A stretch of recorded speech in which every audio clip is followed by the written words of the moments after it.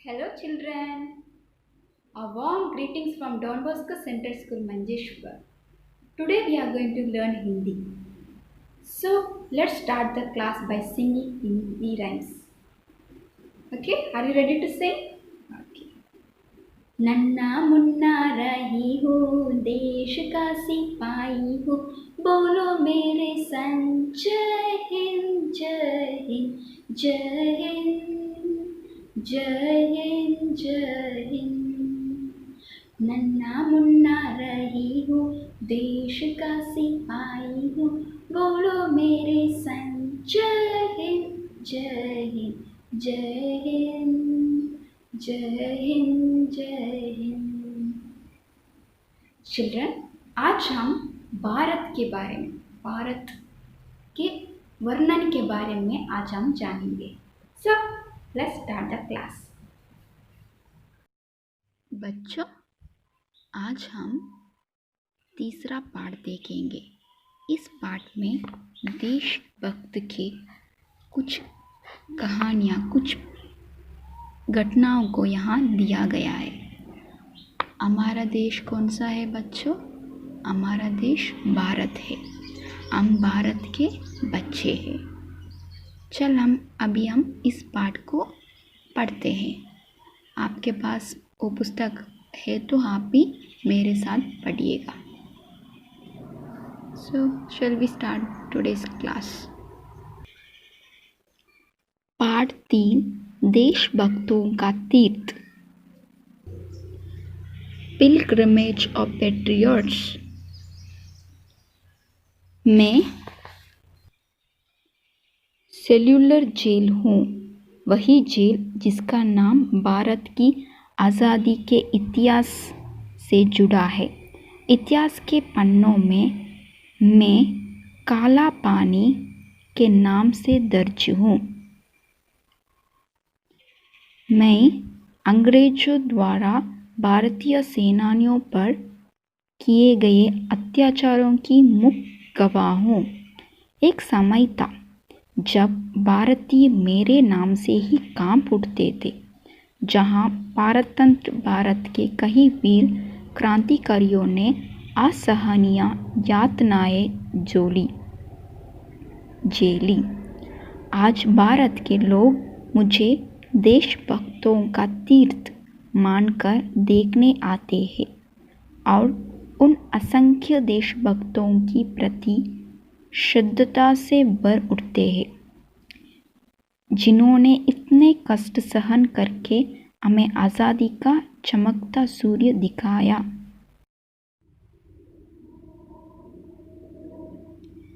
मैं भारत की मुख्य भूमि से हजारों किलोमीटर दूर अंडमान निकोबार द्वीप की राजधानी पोर्ट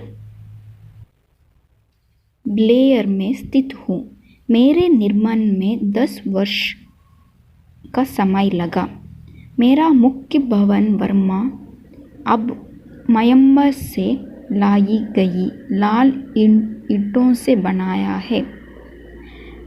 मेरे भवन की 7 शाखाएं हैं। प्रत्येक शाखा 3 मंजिल की है। बीच में स्थित टावर से कैदियों पर नज़र रखी जाती थी। ऊपर से देखने पर साइकिल के पहिए के तरह दिखाई देने वाले इस टावर के ऊपर एक बहुत बड़ा घंटा लगा है, जिसे खतरा होने पर बजाया जाता था।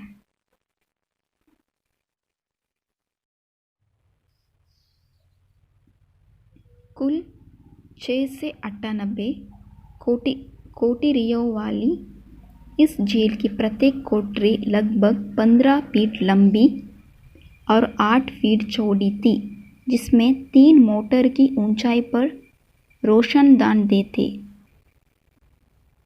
सभी बंदियों के लिए अलग सेल होने के कारण एक दूसरे से मिलजुल संभव नहीं था।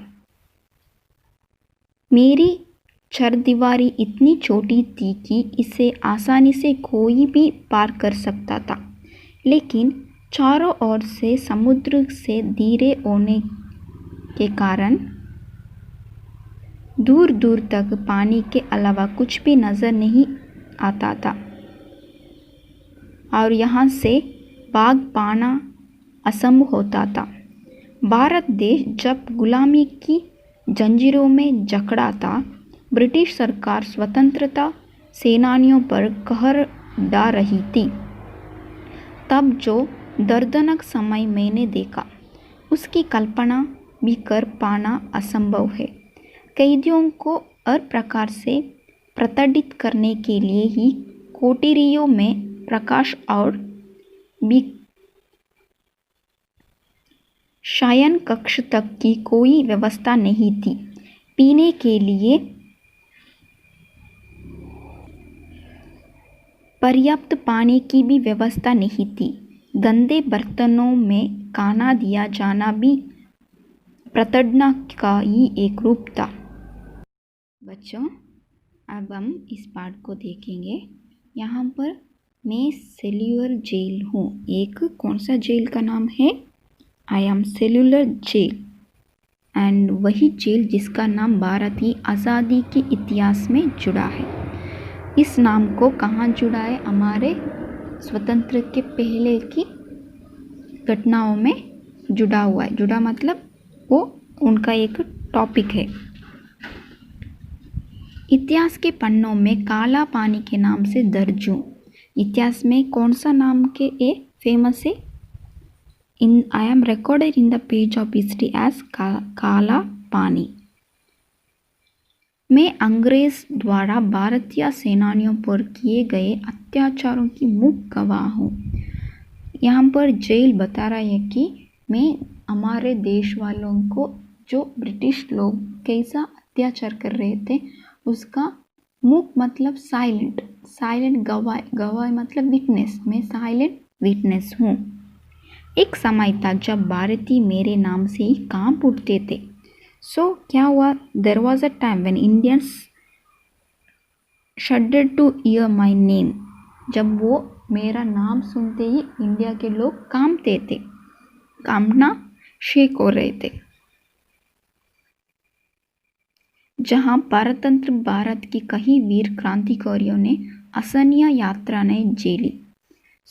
तब क्या हुआ था कि जो लोग क्रांतिकारी लोग भारत देश के लड़ रहे थे लोगों को, उस ब्रिटिश लोगों ने बहुत उनको दुख दे दिया था और असहनीय जैसे यातनाएं, असहनीय मतलब जो सह नहीं पाते थे, ऐसा उनको टॉर्चर दे रहे थे। आज भारत के लोग मुझे देशभक्तों का तीर्थ मानकर देखने आते थे। आज क्या करते लोग? कैसे? Today Indians come to see me as a pilgrims of patriots. ऐसे के देशभक्तों का तीर्थ मानकर देखने आते थे और उन असंख्य देशभक्तों के प्रति शुद्धता से भर उठते थे। जो मुझे देखने आते थे वो उनका क्या है? मुझे देखकर उसे उनको उनके मन में और उनके दिल में शुद्धता के जैसा रूप मुझे दिखाई देता था, जिन्होंने इतना कष्ट सहन करके हमें जिंदगी का चमकता सूर्य दिखाया है। मैं भारत की मुख्य भूमि से हजारों किलोमीटर दूर अंडमान निकोबार में द्वीप की राजधानी पोर्ट ब्लेयर में स्थित हूँ। ये कहाँ है? Jail. I am situated at Port Blair, the capital of Andaman and Nicobar Island, thousands of kilometers away from mainland of India. ये इंडिया से कितना दूर है? यहाँ पर दिया है ना, हजारों किलोमीटर। हजारों मतलब 1000 किलोमीटर इतना दूर है। और कहाँ उपस्थित है? अंडमान निकोबार द्वीप में, उसके पोर्ट ब्लेयर में स्थित हूँ। मेरे निर्माण में 10 वर्ष का समय लगा। इस जेल को बनाने के लिए कितना वर्ष लगा? 10 years। मेरा मुख्य भवन वर्मा अब मयम्बर, इसका नाम अभी से लाई गई लाल ईंटों से बनाया। मुझे कैसे बनाया है? अभी मेरा बिल्डिंग कैसा है? रेड ब्रिक्स में बनाया गया है। प्रत्येक शाखा थी मुझे मेरे भवन की 7 शाखाएं। कितने शाखाएं यहाँ पे उनके? My building has 7 branches जैसे बैंक में ब्रांचेस होते हैं वैसे ही इस जेल का ब्रांचेस कितना है 7। प्रत्येक शाखा 3 मंजिल की है, 3 मंजिल का है। उसमें बीच में स्थित टावर से कैदियों पर नज़र रखी जाती थी। एक बीच में था, उसमें जो कैदियाँ जेल में रहते थे उनका नज़र रखने वाली एक स्थित थी। ऊपर से देखने साइकिल के पाइए जैसा, साइकिल के पाइए मतलब साइकिल का टायर जैसा दिखाई दे रहा था। इस टावर के ऊपर एक बहुत बड़ा घंटा लगा है। उनके ऊपर क्या था, एक घंटा मतलब बेल, बहुत बड़ा बेल लगाया गया है, इससे घंटा। ऊपर बहुत बड़ा घंटा लगाया गया है जिसे खतरा होने पर बजाया जाता था। टावर था एक, उसमें बिग बेल था, उसमें क्या हुआ, that is danger, it is any danger, वो क्या करता, बेल बजाया जाता था।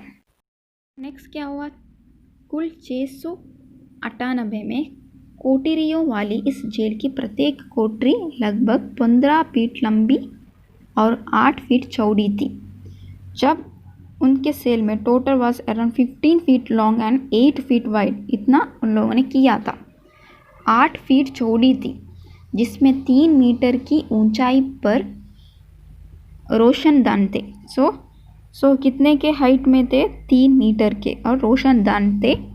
सभी बंदियों के लिए अलग सेल होने के कारण एक दूसरे से मिलजुल संभव नहीं था। एक एक कैदी को अलग अलग से सेल में डालते थे, इससे उनको और एक कैदी को और एक कैदी से बात नहीं कर सकते थे, वो उनको संभव नहीं मिल रहा था। मेरी चारदीवारी इतनी छोटी थी कि इसे आसानी से कोई भी पार कर सकता था। जो मेरा सेल था, मेरा जेल था, इससे किसी को भी, my boundary was a slow that anyone could cross it easily. इसे क्रॉस करना इजी था, लेकिन चारों ओर से समुद्र से घिरे होने के कारण दूर दूर तक पानी के अलावा कुछ भी नज़र नहीं आता था और यहाँ से भाग पाना असंभव होता था। किसी को भी यहाँ से जा सकते थे, परंतु उनका जेल चारों ओर समुद्र था, इसलिए से कोई भी बाहर आया तो उसे समुद्र पार करना तो नहीं आता हो सकता था, इसलिए किसी कैदी को भी बाहर आना मुश्किल था। भारत देश जब गुलामी की जंजीरों में जकड़ा था, ब्रिटिश सरकार स्वतंत्रता सेनानियों पर कहरा डाल रही थी। तब जो दर्दनाक समय मैंने देखा उसकी कल्पना भी कर पाना असंभव है। एकदम क्या हुआ था कि when India was born in the shackles of servitude, British government was affecting. British government क्या कर रहे थे, हमारे भारत के लोगों को कष्ट दे रहे थे। इतना कैदियों को हर प्रकार से प्रतिदित करने के लिए कोठरियों पर प्रकाश और भी शयन कक्ष तक की कोई व्यवस्था नहीं थी। जो क्या हुआ, there was no provision of even light also, उनके कमरे में लाइट भी नहीं रहते थे। And a place to sleep in the cells, it's a torture, उनको टॉर्चर दे रहे थे। पीने के लिए पर्याप्त पानी की भी व्यवस्था नहीं थी। गंदे बर्तनों में खाना दिया जाना भी प्रताड़ना का ही एक रूप था। क्या होता था कि उनको एक टॉर्चर इतना दे कि in fact there was no arrangement for enough drinking water even. Serving food भी डर्टी बर्तनों में दे रहे थे। It was a torturing only. So I'll stop till here, children. We will continue next class. Okay, thank you.